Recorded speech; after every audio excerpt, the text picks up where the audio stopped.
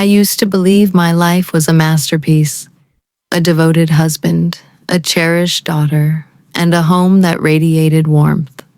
I thought I had it all, until a fleeting glance through a half-open door tore it all apart. What I discovered that day haunts me still. Would you confront a truth that could destroy everything you hold dear? Betrayal doesn't just break hearts, it ignites wars.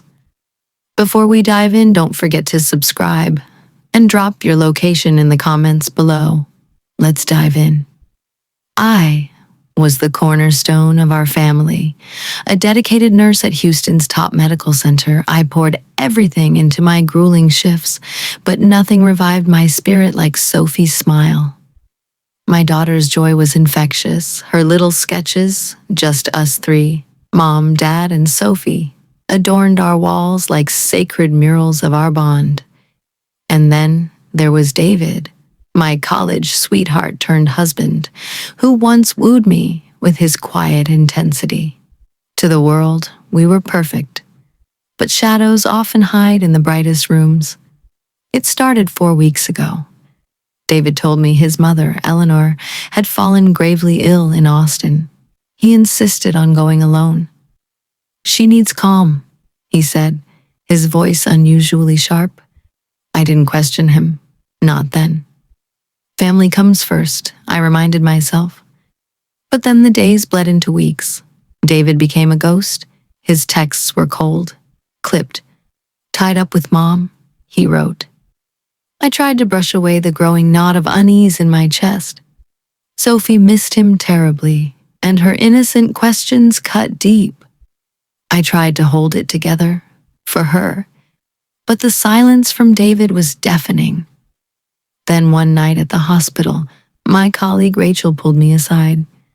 "It doesn't add up," she whispered. "If he's just caring for his mother, why shut you out?" That thought sank in like poison. I had to know the truth. So I made a decision. I'd surprise them. Sophie and I would drive to Austin. I told myself it was just a visit, just to show support. But deep down, I feared what I'd find. The drive was long, tension stretching with each mile. Sophie hummed happily beside me, blissfully unaware of the storm raging in my head. I kept picturing Eleanor, her pecan tarts, the way she held Sophie after she was born. How could she have deteriorated so fast? But as we pulled onto Willow Lane, something felt off.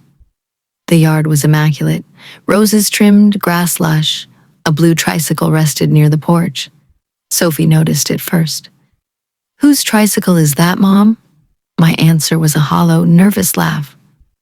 Then Clara, the neighbor, strolled up and shattered everything. "Eleanor's doing great. Saw her at the market, healthy as ever. And those kids David brings by? Adorable." Kids.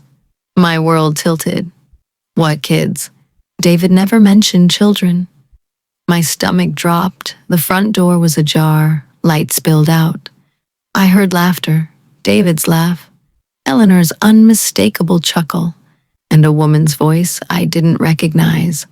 I froze. Sophie peeked through the door. "Mom, look."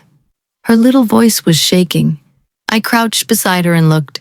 Inside, sunlit and serene, sat David, his arm draped around a beautiful auburn-haired woman. A little boy, maybe 5, played at their feet. "Daddy," he squealed.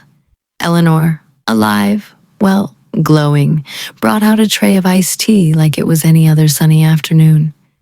"David, Olivia, here's refreshment," she said. "Liam, I've got cookies for you." The boy beamed. "Thanks, Grandma." I couldn't breathe. Grandma. Then came the dagger. "You should have left Lauren long ago," Eleanor said. "Olivia is your true match." And David nodded. "I'm working with a lawyer. Lauren's too trusting. She won't suspect anything." And the worst blow of all. Sophie will stay with Lauren. Liam's my future now. My world shattered, but I didn't crumble. I recorded everything with trembling hands, every word, every lie, every betrayal. That night, I held Sophie in a cheap motel room while she cried herself to sleep. My own tears refused to fall. I was past sorrow.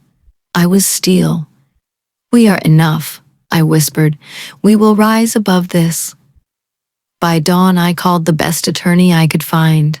Cassandra Wells, fierce, brilliant, unyielding. With her by my side, I drew up a battle plan. 2 days later, we returned to Eleanor's house. I'll never forget the look on David's face when he opened the door. I met his eyes with the weight of everything he threw away.